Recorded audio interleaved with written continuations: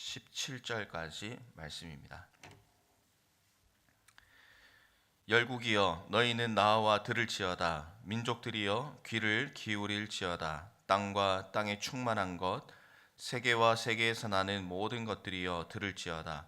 대저 여호와께서 열방을 향하여 진노하시며 그들의 만군을 향하여 분내사 그들을 진멸하시며 살육당하게 하셨은즉 그 살육당한 자는 내던진 바 되며 그 사체의 악취가 솟아오르고 그 피의 산들이 녹을 것이며 하늘의 만상이 사라지고 하늘들이 두루마리 같이 말리되 그 만상의 쇠자남이 포도나무 잎이 마름 같고 무화과 나무 잎이 마름 같으리라. 여호와의 칼이 하늘에서 족하게 마셨은즉 보라 이것이 에돔 위에 내리며 진멸하시기로 한 백성 위에 내려 그를 심판할 것이라. 여호와의 칼이 피 곧 어린 양과 염소의 피에 만족하고 기름 곧 순양의 콩팥 기름으로 윤택하니 이는 여호와를 위한 희생이 보스라에 있고 큰 살육이 에돔 땅에 있음이라. 들소와 송아지와 수소가 함께 도살장에 내려가니 그들의 땅이 피에 취하며 흙이 기름으로 윤택하리라. 이것은 여호와께서 보복하시는 날이요 시온의 송사를 위하여 신원하시는 해라. 에돔의 시내들은 변하여 역청이 되고 그 티끌은 유황이 되고 그 땅은 불붙는 역청이 되며 낮에나 밤에나 꺼지지 아니하고 그 연기가 끊임없이 떠오를 것이며 세세에 황무하여 그리로 지날 자가 영영이 없겠고 당아새와 고슴도치가 그 땅을 차지하며 부엉이와 까마귀가 거기에 살 것이라. 여호와께서 그 위에 혼란의 줄과 공허의 추를 들이우실 것인즉 그들이 국가를 이으려 하여 귀인들을 부르되 아무도 없겠고 그 모든 방백도 없게 될 것이요 그 궁궐에는 가시나무가 나며 그 견고한 성에는 엉겅퀴와 새품이 자라서 승냥이의 굴과 타조의 초소가 될 것이니 들짐승이 이리와 만나며 숫염소가 그 동류를 부르며 올빼미가 거기에 살면서 쉬는 초소로 삼으며 부엉이가 거기에 깃들이고 알을 낳아가서 그 그늘에 모으며 솔개들도 각각 제 짝과 함께 거기에 모이리라. 너희는 여호와의 책에서 찾아 읽어보라. 이것들 가운데서 빠진 것이 하나도 없고 제 짝이 없는 것이 없으리니 이는 여호와의 입이 이를 명령하셨고 그의 영이 이것들을 모으셨음이라. 여호와께서 그것들을 위하여 제비를 뽑으시며 그의 손으로 줄을 띄어 그 땅을 그것들에게 나누어 주셨으니 그들이 영원히 차지하며 대대로 거기에 살리라. 아멘. 우리는 계속해서 하나님의 경고와 심판을 살펴보고 있습니다. 여호와 하나님의 심판은 어느 한 지점에 국한된 것이 아니라 온 열방과 또 특별히 하나님을 대적하는 자들에게 임하게 될 것이다 라고 분명히 경고를 해 주시고 있습니다.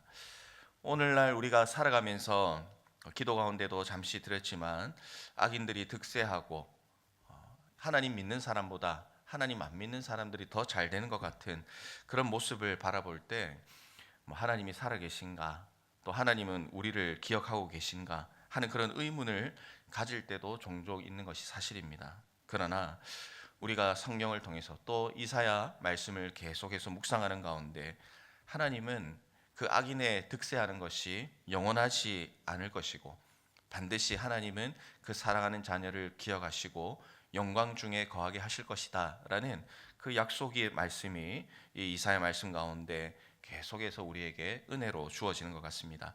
오늘도 여전히 이어지고 있는 하나님의 화 또 말씀에 나오는 심판을 통해서 우리가 이 땅을 살아갈 때 어떤 마음과 어떤 모습으로 살아가야 할 것인가 다시 한번 다짐하는 이 아침의 시간이 되기를 바랍니다. 먼저 1절에서 4절 말씀은 하나님께서 열방을 향한 그 심판을 선포하고 있습니다. 하나님께서는 이 열방을 향해서 다시금 심판을 선언하고 있습니다. 그 이유는 열방이 악을 행했기 때문에 내리시는 보응이지만 그것보다 더 중요한 것은 하나님의 백성을 대적한 행위에 대한 복수라고도 할 수가 있겠습니다. 1절 말씀해 보시면 열국이여 너희는 나와 들을지어다. 민족들이여 귀를 기울일지어다. 땅과 땅에 충만한 것 세계와 세계에서 나는 모든 것이여 들을지어다 말씀을 합니다. 하나님께서는 굉장히 무서운 내용을 선포하십니다. 1절 말씀해 보시면 들을지어다, 귀를 기울일지어다, 들을지어다 이렇게 세 번을 반복하시면서 하나님께서 열방을 향하여 내리시는 이 심판은 반드시 이루어질 것이다 라는 그 하나님의 의지가 이 반복되는 말씀을 통해서 보여지고 있다고 할 수가 있겠습니다. 그리고 그들의 군대를, 만국과 그들의 군대를 향한 하나님의 진노가 얼마나 큰 것인가를 말씀을 하고 있는데요.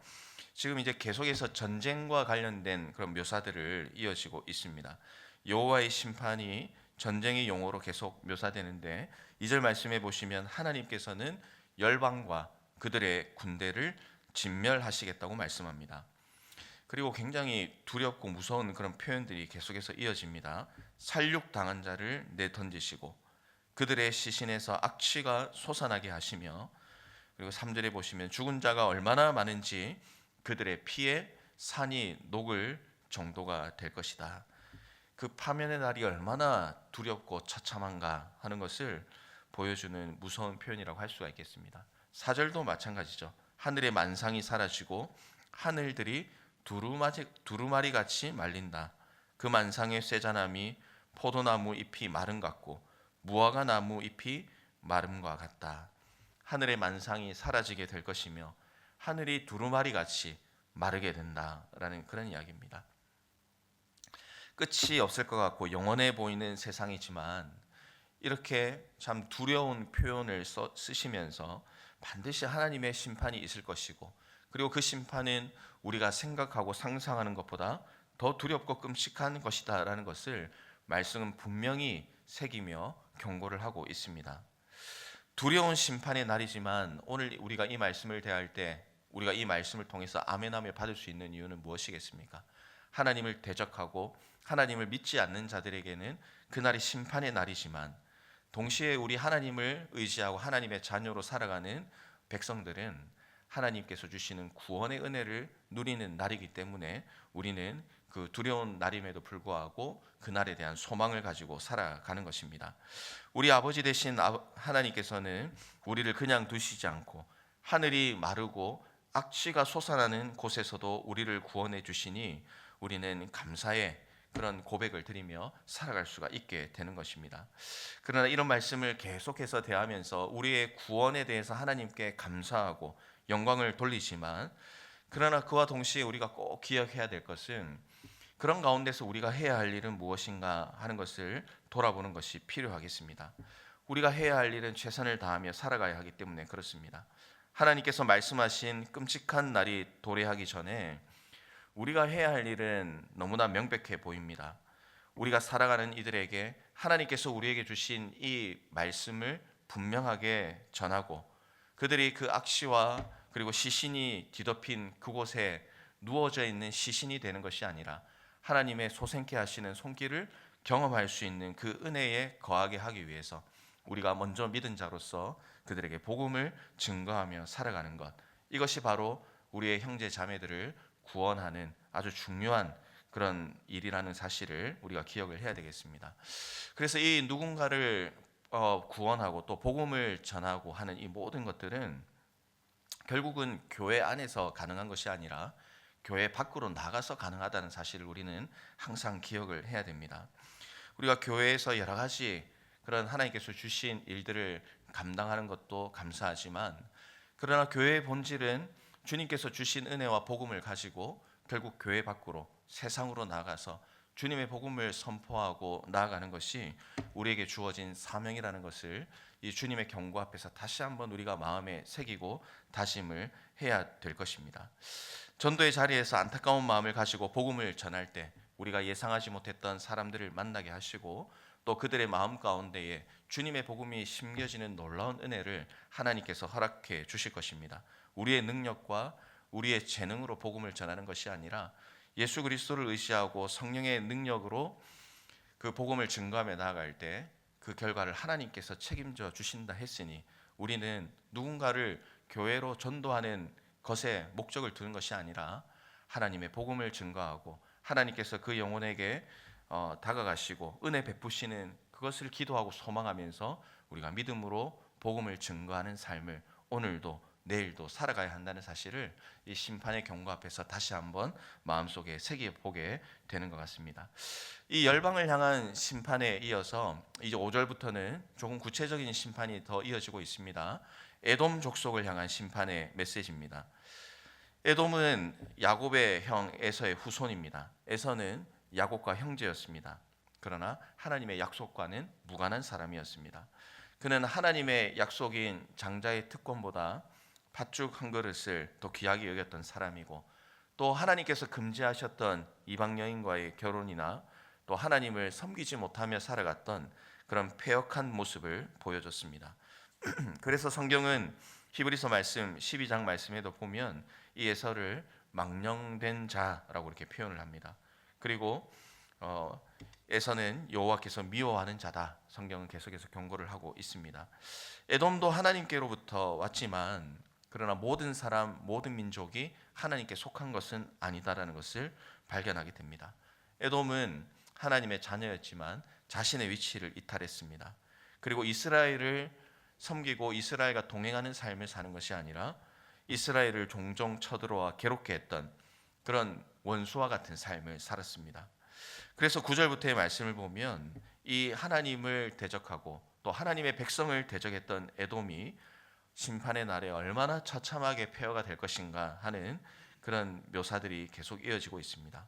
그래서 시내들은 역청이 되고 티끌은 유황이 되고 불이 붙어서 밤낮으로 연기가 떠오릅니다. 폐허가 된 그곳에는 사람의 인적을 찾을 수가 없고 각종 동물들만 오가며 그리고 가시나무가 자라는 그런 폐허와 같은 곳이 될 것이다 라고 경고를 합니다. 그런데 이런 경고의 메시지 앞에 이제 8절 말씀해 보시면 이 폐허가 되고 하나님의 심판이 임하는 그 이유가 무엇인가를 분명히 이야기를 하고 있습니다. 8절에 이것은 여호와께서 보복하시는 날이요 시온의 송사를 위하여 신원하시는 해다 말씀을 합니다. 하나님께서는 에돔에게 보복하시고 예루살렘의 원한을 풀어주십니다. 여호와께서 이스라엘의 구원자가 되어 주신다는 뜻입니다. 여호와께서 대적을 심판하실 때 이스라엘은 구원을 받게 됩니다. 이것이 에돔 심판에 나타나고 있는 복음이라고 할 수가 있겠습니다. 이 구원의 말씀 또 이 복음이 오늘 우리에게 임하게 되었습니다. 사탄마귀 원수가 우리를 넘어뜨리려 하고 또 우리를 공격해 나갈 때 예수님께서는 우리의 구원을 위해서 십자가 은혜를 베풀어 주셨습니다. 그래서 우리는 예수님을 통해서만 구원을 받으며 그런 은혜를 우리가 누리기 때문에 찬양과 영광으로 하나님께 나아가야 하는 것입니다. 그런 가운데 심판과 구원의 메시지를 주시면서 하나님은 한 가지를 분명히 짚고 넘어가십니다. 16절 말씀입니다. 너희는 여호와의 책에서 찾아 읽어보라. 이것들 가운데서 빠진 것이 하나도 없고 죄짝이 없는 것이 없으리니 이는 여호와의 입이 이를 명령하셨고 그의 영이 이것들을 모으셨음이라 말씀을 하고 있습니다. 주신 말씀을 읽고 또 우리 주님을 바라볼 수 있다면 우리는 이 세상의 어떤 흐름에 따라 살아가는 인생이 아니라 주님의 말씀에 순종할 수 있고 또 이 말씀에 기록된 이 경고의 메시지와 하나님의 사랑의 메시지를 발견하고 주님 앞에 감사하며 살아갈 수 있다는 의미겠습니다. 말씀이 동일하게 주어져도 그 말씀을 의지하지 못하고 또 주님을 의지하지 못한다면 이 성경 말씀은 하나의 책으로밖에 남아있지 않게 될 것입니다. 그러나 주님의 말씀대로 순종한다면 우리는 주님이 우리를 선한 길로 인도하시고 심판에서 구원으로 인도하시는 하나님의 손길을 오늘도 날마다 경험하며 나갈 수 있게 될 것입니다. 사랑하는 성도 여러분, 악인이 잘 되는 것처럼 보일 때가 있지만 잠깐의 영광임을 기억하십시오. 그래서 그들의 삶을 보면서 우리는 부러워하거나 또 동경하는 인생을 살 이유가 없습니다.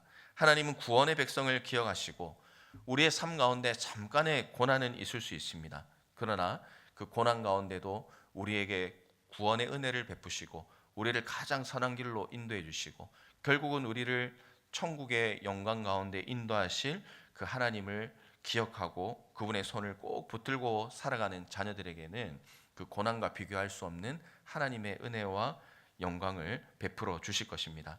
주님을 기억하고 주님을 붙드는 삶을 살도록 하나님께서는 우리에게 말씀을 선물로 허락해 주셨습니다. 이 말씀을 읽고 말씀을 새기며 또한 말씀대로 살아가는 그런 인생이 되셔서 오늘도 주님이 이루시는 놀라운 일들을 경험하고 또 부족한 우리를 통해서 주님의 복음이, 주님의 사랑이 전해지는 그런 복된 인생을 살아가시는 모든 성도님들의 삶이 되시기를 주님의 이름으로 축복합니다. 찬송 드리고 기도의 자리로 나아가겠습니다. 찬송가 262장, 통일 찬송가는 196장입니다.